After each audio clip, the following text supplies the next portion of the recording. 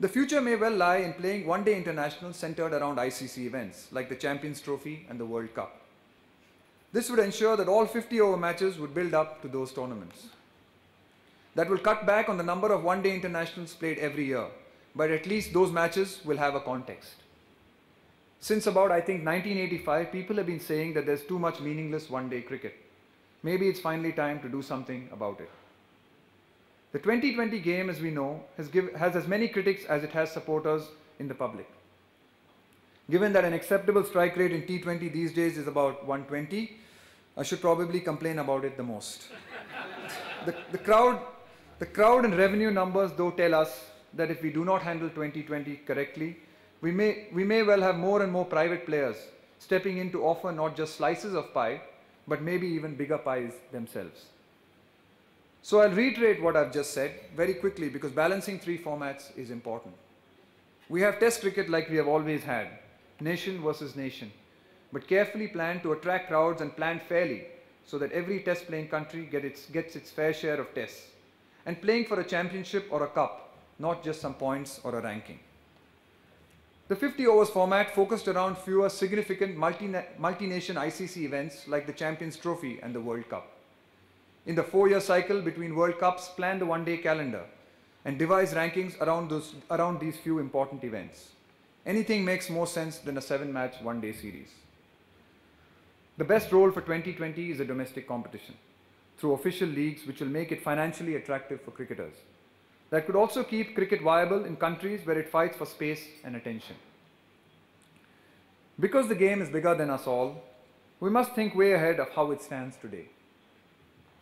Where do we want it to be in the year 2020, or say 2027, when it will be 150 years since the first Test match was played?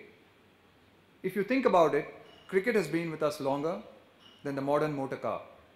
It existed before modern air travel took off. As much as cricket's revenues are important to its growth, its traditions and its vibrancy are a necessary part of its progress in the future. We shouldn't let either go because we play too much of one format and too little of the other. Professionalism has given cricketers of my generation privileged lives, and we know it. Even though often you may hear us whining about burnout, travel, and lack of recovery time. Whenever we begin to get into that mindset, it's good to remember a piece of Sachin's conversation with Bradman. Sachin told us that he asked Sir Don how he mentally prepared for big games, what his routines were. Sir Don said that, well, before a game he would go to work, and after the game he would go back to work. Whenever a cricketer feels a whinge coming on, that would be good to remember. Before I conclude, I also want to talk briefly about an experience I have often had over the course of my career. It is not to do with the individuals or incidents, but one I believe is important to share. I have often found myself in the middle of a big game, standing at slip or even at the non-striker's end, and suddenly realize that everything else has vanished. At that moment, all that exists is the contest and the very real sense of joy that comes from playing the game. It is an almost meditative experience where you reconnect with the game just like you did years ago, when you first began. When you hit your first boundary, took your first catch, scored your first century, or were involved in a big victory. It lasts for a very fleeting passage of time, but it is a very precious instant, and every cricketer should hold on to it.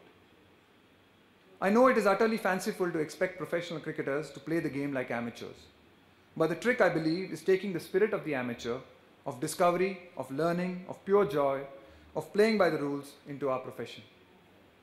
Taking it to practice or play even when there's an epidemic of white line fever breaking out all over the field. In every cricketer there lies a competitor who hates losing. And yes, winning matters, but it is not the only thing that matters when you play cricket.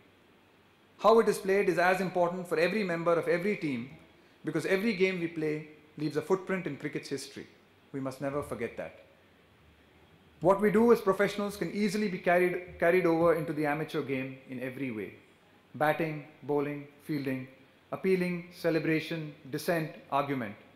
In the players of 2027, we will see a reflection of this time and of ourselves, and it had better not annoy us 50-year-olds. As the game's custodians, it's important we are not tempted by the short-term gains of the backward step. We can be remembered for being that generation that took the giant stride. Thank you for the invitation to address all of you and for your attention.